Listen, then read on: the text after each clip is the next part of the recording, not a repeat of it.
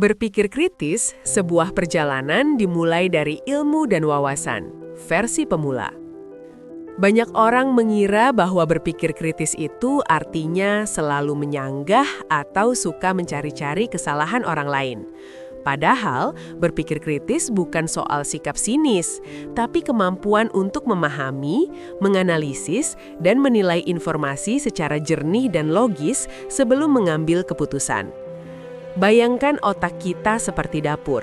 Kalau ingin memasak masakan enak, kita butuh bahan-bahan berkualitas, sayur segar, rempah asli, dan resep yang benar. Begitu juga dengan berpikir kritis. Ilmu dan wawasan adalah bahan-bahan utamanya. Tanpa itu, kita hanya bisa memasak opini kosong, prasangka, atau bahkan kebohongan. Mengapa ilmu dan wawasan penting? Tanpa ilmu dan wawasan, kita seperti orang buta yang diminta memilih jalan di hutan gelap. Kita bisa saja memilih jalan, tapi kita tidak tahu apakah itu jalan yang benar, aman, atau malah membawa kita tersesat.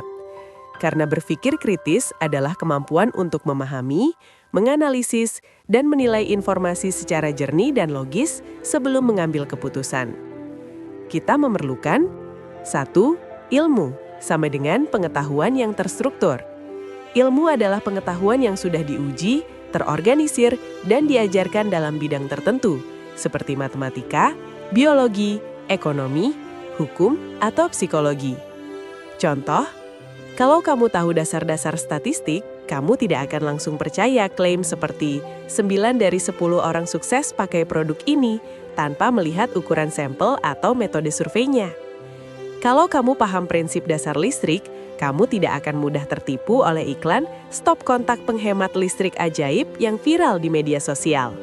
Wawasan sama dengan pandangan luas dari banyak sudut. Wawasan datang dari membaca, bertanya, mengamati, dan belajar dari pengalaman, baik pengalaman sendiri maupun orang lain. Wawasan membuat kita tidak picik, tidak gegabah, dan tidak mudah terjebak dalam satu sudut pandang. Contoh, seseorang yang hanya tahu agama tapi tidak pernah belajar sejarah atau sosiologi mungkin sulit memahami mengapa konflik antar agama bisa terjadi. Seseorang yang hanya tahu teknologi tapi tidak peduli pada etika mungkin menciptakan aplikasi yang melanggar privasi orang lain tanpa sadar. Apa yang terjadi jika tidak punya ilmu dan wawasan? Tanpa fondasi ini, berpikir kritis bisa berubah jadi skeptisisme kosong. Aku nggak percaya apa-apa, tapi tidak bisa menjelaskan alasannya. Analisis permukaan. Katanya begitu, ya sudah, tanpa menyelidiki lebih dalam. Mudah dimanipulasi, percaya berita hoaks, ikut arus massa, atau terjebak skema investasi bodong hanya karena kelihatannya masuk akal. Contoh nyata dalam kehidupan sehari-hari. Berikut beberapa situasi umum yang menunjukkan perbedaan antara berpikir reaktif versus berpikir kritis. Contoh 1. Investasi dan uang. Situasi, temanmu bilang, gue baru join trading kripto, untung 200% dalam seminggu, mau nggak ikut? Tanpa ilmu atau wawasan, langsung daftar, kirim uang, karena teman sendiri nggak mungkin bohong. Dengan berpikir kritis, kamu tahu dari pelajaran ekonomi dasar, keuntungan tinggi sama dengan risiko tinggi. Kamu ingat berita tentang orang yang bangkrut karena FOMO di pasar kripto. Kamu cek, apakah platformnya terdaftar di OJK? Apakah ada laporan audit independen? Keputusan, aku mau pelajari dulu selama 3 bulan sebelum investasi. Contoh 2, berita kesehatan di WhatsApp. Situasi, ada pesan berantai, minum air kelapa muda tiap hari bisa sembuhkan kanker. Tanpa ilmu atau wawasan, langsung forward ke grup keluarga, siapa tahu bisa bantu. Dengan berpikir kritis, kamu tahu bahwa kanker adalah penyakit kompleks yang butuh diagnosis dan terapi medis. Kamu ingat bahwa klaim medis harus didukung uji klinis, bukan sekedar testimoni. Kamu cari di situs resmi seperti WHO, Kemenkes, atau jurnal ilmiah. Kesimpulan, air kelapa memang sehat, tapi bukan obat kanker. Lebih baik jangan sebar info yang belum diverifikasi. Contoh 3, isu sosial di media sosial. Situasi, viral video seorang guru marahi murid di kelas. Netizen rame-rame bilang, guru kejam, harus dipecat. Tanpa ilmu atau wawasan, langsung komentar, dasar guru toksik. Dengan berpikir kritis, kamu tahu video 15 detik tidak mewakili keseluruhan konteks. Kamu paham dari psikologi bahwa emosi bisa meledak jika stres menumpuk. Mungkin guru itu sedang menghadapi masalah pribadi. Kamu ingat prinsip hukum, setiap orang berhak atas praduga tak bersalah. Kamu cari tahu, apa yang terjadi sebelum video itu? Apakah muridnya provokatif? Apakah sekolah sudah memberi klarifikasi?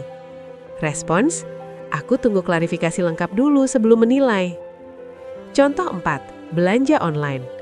Situasi, toko online jual masker wajah dengan klaim bisa hilangkan jerawat dalam 1 hari. Tanpa ilmu atau wawasan, langsung beli karena lihat foto before after yang bagus. Dengan berpikir kritis, kamu tahu dari biologi kulit, jerawat tidak bisa hilang dalam 24 jam secara alami. Kamu curiga, foto before after bisa diedit. Kamu cek ulasan dari pembeli lama, bukan hanya yang baru. Kamu cari tahu apakah produk itu punya izin BPOM. Keputusan, lebih baik konsultasi ke dokter kulit dulu. Contoh 5, politik dan pemilu. Situasi, calon pemimpin berkata, kalau saya menang, semua utang negara akan lunas dalam 1 tahun. Tanpa ilmu atau wawasan, wah hebat banget, aku dukung dia. Dengan berpikir kritis, kamu tahu dari ekonomi utang negara triliunan rupiah dan melunasinya butuh strategi fiskal, bukan janji muluk. Kamu tanya, dari mana dananya? Apakah akan naikkan pajak, potong anggaran pendidikan? Kamu bandingkan rekam jejak calon tersebut, apakah dia pernah memimpin proyek besar sebelumnya? Kesimpulan, janji itu terdengar manis, tapi tidak realistis secara ekonomi. Langkah-langkah sederhana untuk melatih berpikir kritis untuk pemula. 1. Tanyakan kenapa dan dari mana. Setiap kali dapat informasi, tanyakan, kenapa ini dikatakan? Siapa yang mengatakan? Apa buktinya? 2. Jangan cepat puas dengan satu sumber. Bandingkan minimal 2-3 sumber yang kredibel. Misalnya, jangan hanya percaya satu video YouTube, cek juga di situs resmi, jurnal, atau media terpercaya. 3. Latih diri untuk menunda menghakimi. Katakan pada diri sendiri, aku belum tahu semua fakta. Aku akan diam dulu sampai punya gambaran lengkap. 4. Kenali bias diri sendiri. Kita semua punya prasangka. Misalnya, aku suka merek ini, jadi pasti bagus. Orang dari kelompok itu pasti salah. Sadari itu, lalu lawan dengan fakta. 5. Pelajari kesalahan logika umum. Contoh, ad hominem, menyerang orangnya, bukan argumennya. Dia nggak lulus SMA, jadi idenya pasti salah. False cause, menganggap dua hal yang terjadi berbarengan, pasti saling sebab akibat. Sejak pakai jimat, bisnisku laris, jadi jimatnya yang bikin sukses. Yang keenam, baca lebih banyak, tapi baca yang berkualitas. Mulailah dengan buku non-fiksi ringan, podcast edukatif, atau artikel dari media yang transparan. Jangan hanya mengandalkan Reels, TikTok, atau headline clickbait.